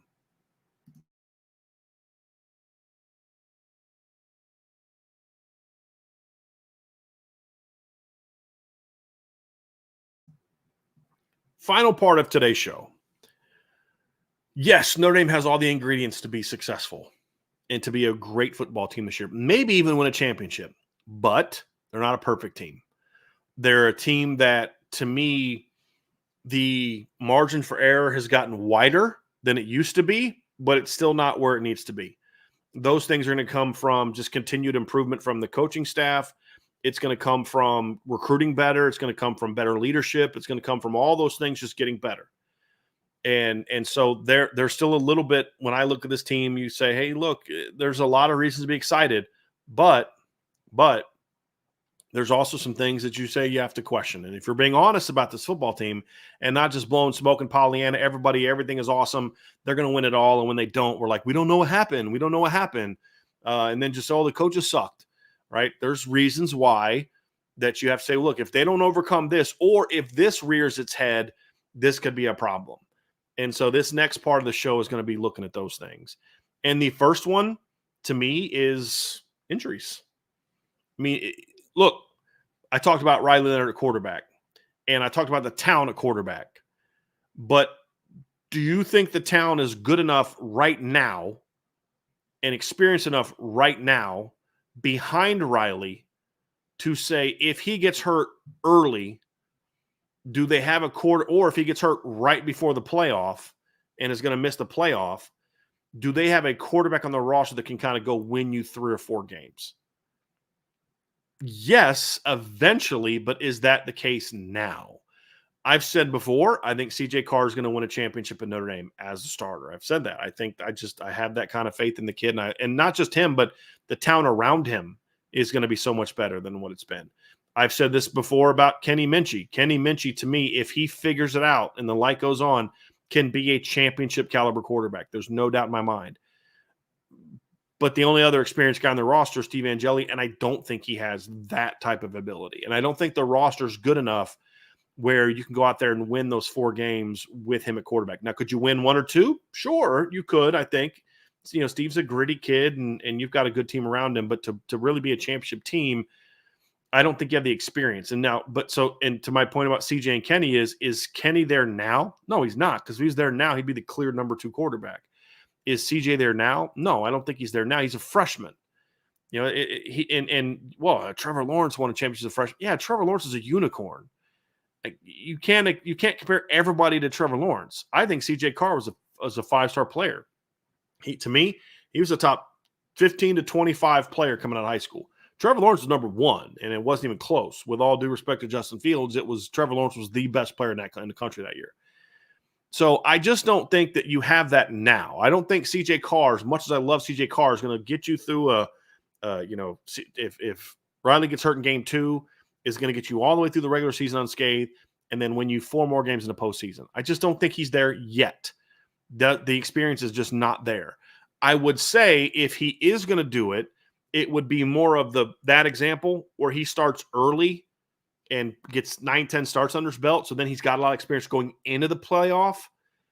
I don't think it's a situation where if Riley goes down against USC, you insert CJ and you go out and win 4 or 5.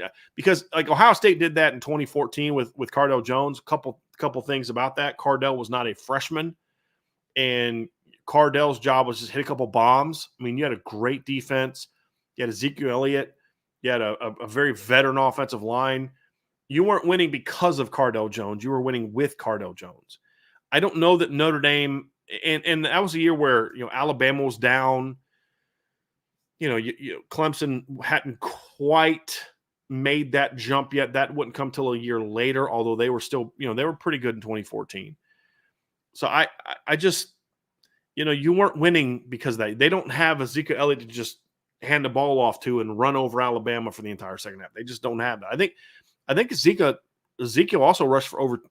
Archer, you correct me if I'm wrong, but I thought Ezekiel also rushed for over 200 in the championship game, I believe. And then Cardell just hit a couple bombs to Devin Smith and then you go out and win the game. So I don't think Notre Dame is there yet as a roster to be there just yet. They need their quarterback to play better. So if there's an injury to Riley Leonard, that's impactful. There are some positions on the offensive line, tackle especially, where you lose a guy there, you're young. You're very young there, and you're very young there now. And if Emil Wagner beats out Tosh Baker, you've got a redshirt freshman and a redshirt sophomore starting at tackle. And I don't know that that's an ideal situation. If Tosh starts and he gets hurt or Jagasol gets hurt, your depth at that position is very, very thin. And that's concerning. If Ashton Craig gets hurt, do you have a natural center on the roster? I think Joe Otting's probably still a year away physically from being that guy. And Sam Pendleton still has to learn how to snap, and he struggled with that. Maybe he gets that figured out by the time the season gets here, but we don't know if that's true or not because he hasn't gotten there yet. So to me, you look at a position like that, you look at corner, they can't suffer another injury at corner. Safety, look, you can handle some injuries, but you can't handle an injury to Xavier Watts. They're just positions where you look at this football team and you say, you can't lose Jagasol, you can't lose this guy, you can't lose that guy. Where other teams can lose one of their stars and just not miss a beat, really, because that's where their team is. Notre Dame is there in certain places, but they're not there enough places to where they can weather that. So that's obviously number one. Number two, it's the questions about the transfers. Look, Notre Dame's transfers are good football players, and they're going to play key roles this year. But with transfers, it's very hit or miss. It's been that way at Notre Dame, and it's that way around the country. There are some teams that get transfers and like, man, that's the ingredients that we're missing. Michigan had that a little bit the last couple of years, where they lost some pretty good offensive linemen from their 2022 squad. They went out and got some transfers that just Drake Nugent at center, the Henderson kid at tackle, or just like, boy, they just fit like a glove, man, and it was the right move. Josh Wallace steps in at cornerback, and who knew? Kid from UMass is going to come in and do what he did.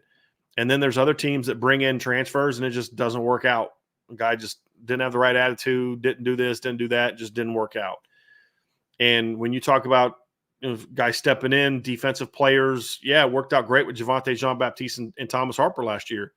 But is that just how it is at Notre Dame and this coaching staff can handle that? Or was it those guys were just in a unique situation? I don't know the answer to that because we only have 1 year of that. We don't have enough data. Like, to me, compare things, say this is who that team is. You need multiple years of knowledge.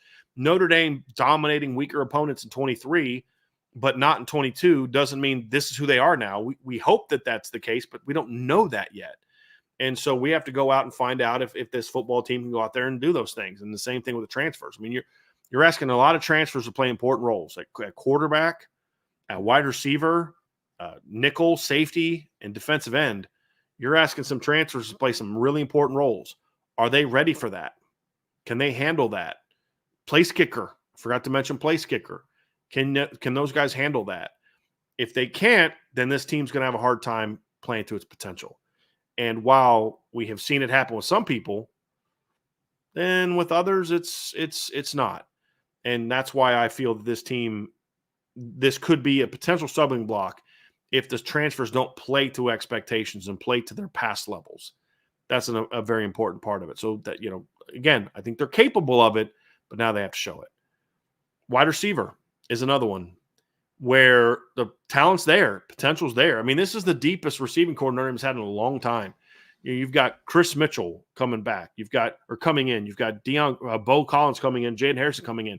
If the transfers alone were Notre Dame starters, that's a pretty good wide receiving core compared to what they've seen in the past. And only one of those guys might even start. We don't know that Bo Collins is going to start. We don't know how much he's going to play. I think he's going to play a lot. I think he's going to help. Does he start? Is he a rotation guy? We don't know the answer to that. Chris is probably going to start. You got Jaden Greathouse and KK Smith and Jordan Faison in the sophomore class. Very talented players. Two of those three have already shown that they can be difference makers. Then you talk about the veterans, JT Thomas, Jaden Thomas. You talk about Deion Colsey. And then, of course, you have your incoming freshman coming in. And Micah Gilbert had a great offseason. A great spring for Notre Dame. Cam Williams is a big-time player and a guy with tons of potential. Logan Saldate shows up here. Plus Notre Dame has some very talented guys come, at tight end that can help with that as well. But you look at the production, 3,000 plus career yards and all that. That's all great. But there's also a lot of questions. Can Chris Mitchell do it Notre Dame what did it Florida National? Can Bo Collins build on become the player he's capable of? Can Jaden Greathouse and Jordan Faison play a full season? We don't know the answer to that yet. Can the freshmen step up and look as good in the fall as they did in the spring? Spring performances not always correlate to the fall. You all know that. How are they going to fit into Mike Denbrock's offense? Does anyone step up as that guy, that clutch playmaker?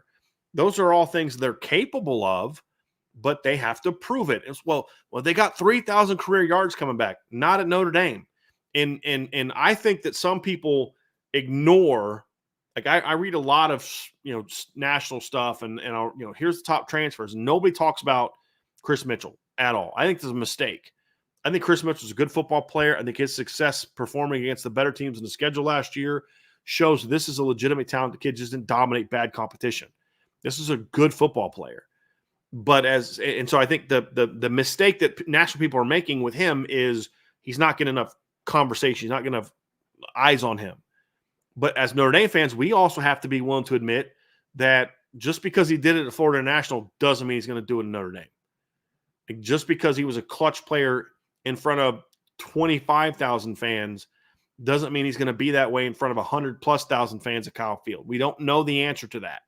I think he's capable of it, but he's got to prove it. Same thing with Bo Collins. Same thing with Jaden Greathouse. Can Jaden be the guy? Can he do in the fall what he did in the spring?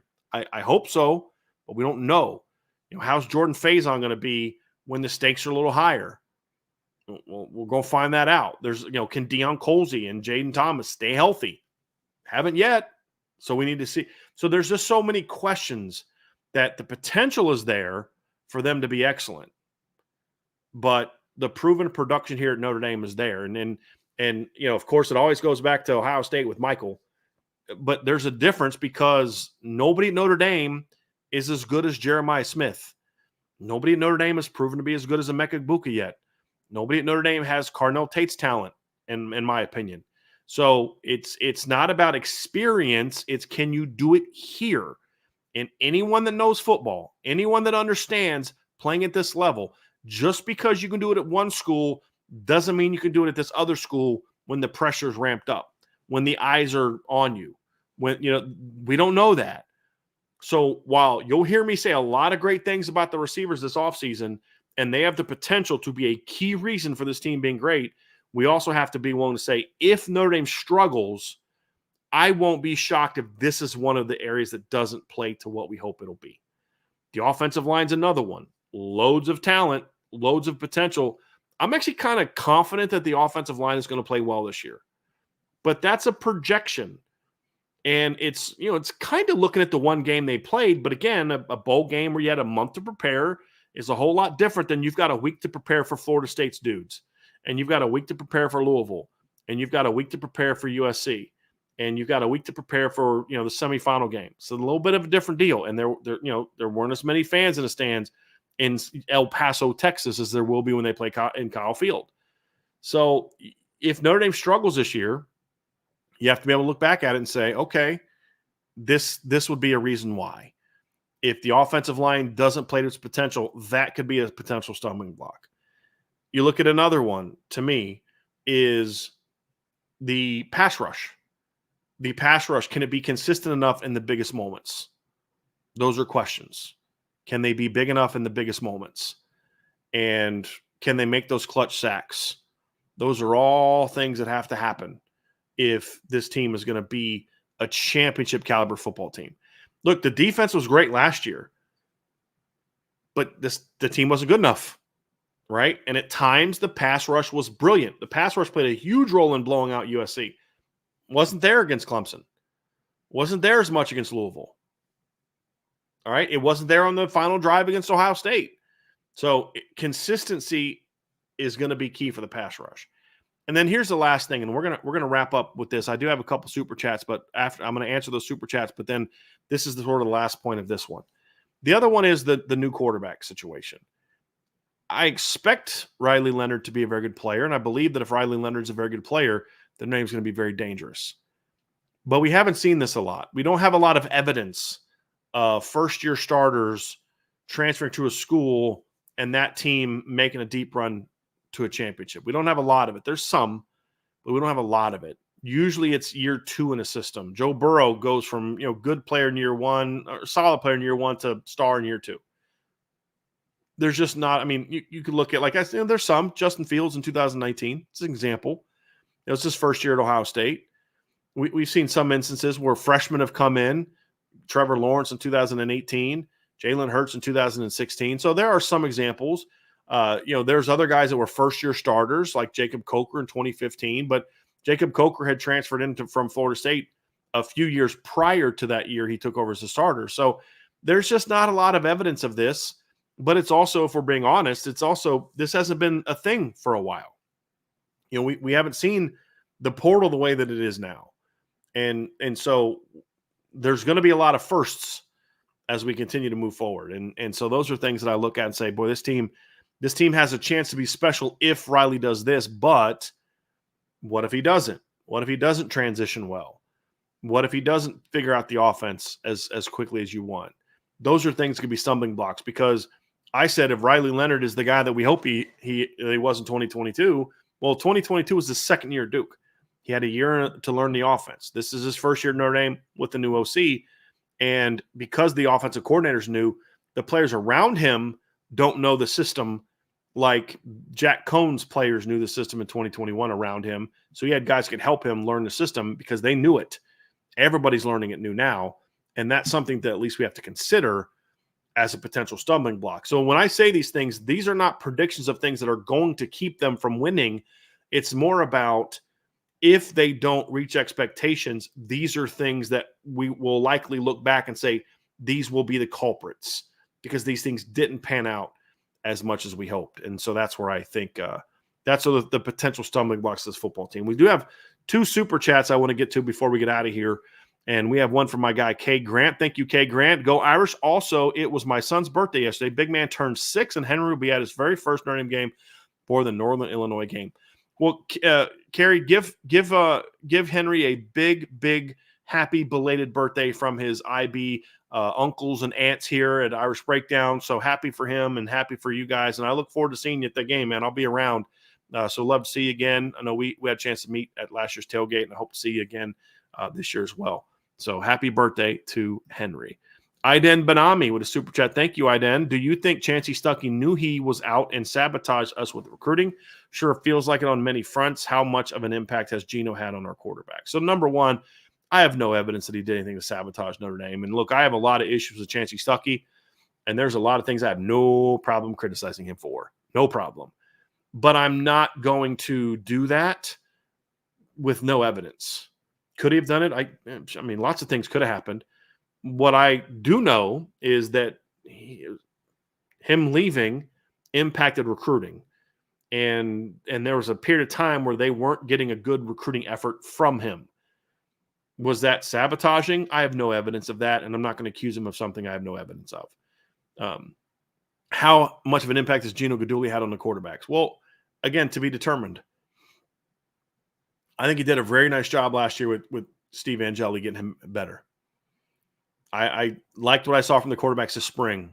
So I feel like so far so good with Coach Gaduli. The recruiting's been great, but now we need to see they can go out and do a better job of getting a transfer to adapt to the system that they're running. Did do a great job of that last year. Was that on Coach Gaduli? Was that on just the impossibility of breaking that many habits of a 6-year senior that he'd been doing for 5 years, half a decade? Maybe. Was it the system? Was it the players? I mean, there's a lot of reasons why you look at Sam Hartman and say he wasn't very good at Notre Dame.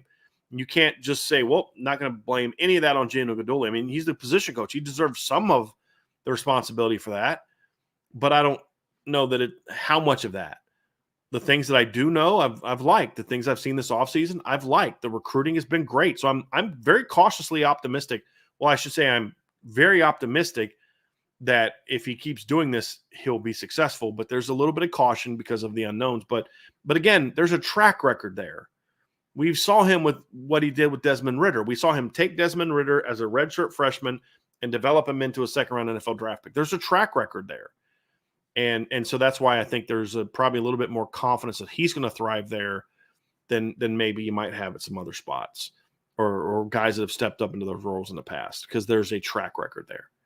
And then final super chat from Bill Shepard. Thank you so much, Bill. Being the 100-year anniversary of Notre Dame's first natty in 1924, do you think they will do something special to commemorate that? Maybe during the Stanford game, who the Irish beat in the Rose Bowl?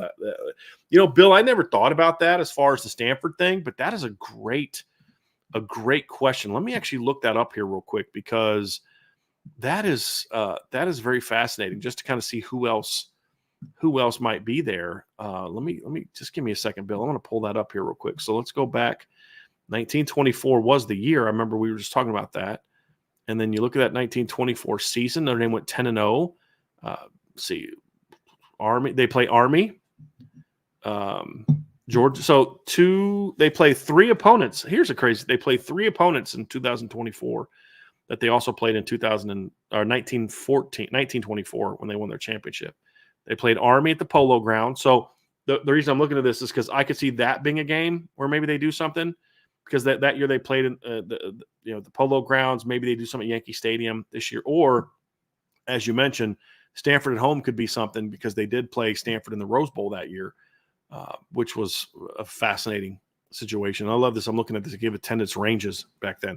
And then, of course, Georgia Tech, who they beat 34-3 that year, could potentially be a team that they played, but there's going to be no control over honoring that because they play them away. So you won't see that one. But 3 teams that they played back then, 2 in which Notre Dame could control the scenario where they could do something to honor them. And so if I would love to see it against Stanford, but if I had to guess, because the Army game's the Shamrock Series game, that might be the thing that they do to honor it then. So I could see that as well. But that's a great point, Bill, that I could see them doing something like that. That'd be really fascinating. So that's going to do it for today's show, everybody. Thank you all so much for being with me today. Enjoyed it very much. I'm going to be back tomorrow. I believe that we have the buy, sell, hold thing put on the message board already. Salty, I'm not sure if that's on there or not yet, but go ahead and put those in there. We will have a buy, sell, hold tomorrow after we talk about some Notre Dame team topics. And so you want to get those questions in. We take those just from premium members only, unless you give a super chat during the show. So we'll get to that as well. And we're going to have some fun talking about a lot of other things. But hey, stay locked into irishbreakdown.com, folks, for all your latest news. I've got to go write something. I believe I saw during the show that Notre Dame scheduled a game for 2025 against Boise State. I believe I just saw that. So I've got to go get that ready. So I'll write a story about that. We'll put that on the message board. Yep, that is going to be the case next year. October 4th, Notre Dame will play Boise State. So that'll be pretty cool. First time seeing Boise State in person. So I'm going to write a little something on that. You can find that at irishbreakdown.com. And, of course, sign up for the message board at boards.irishbreakdown.com. You get all the intel, all the conversation. Looking forward to talking to you guys there. Hit that like on your way out, folks. If you have not done so already, make sure you are subscribed to the channel. Give us a 5-star review. But more importantly, have an awesome, awesome rest of your day. And I will talk to you all again very soon on the Irish Breakdown Podcast.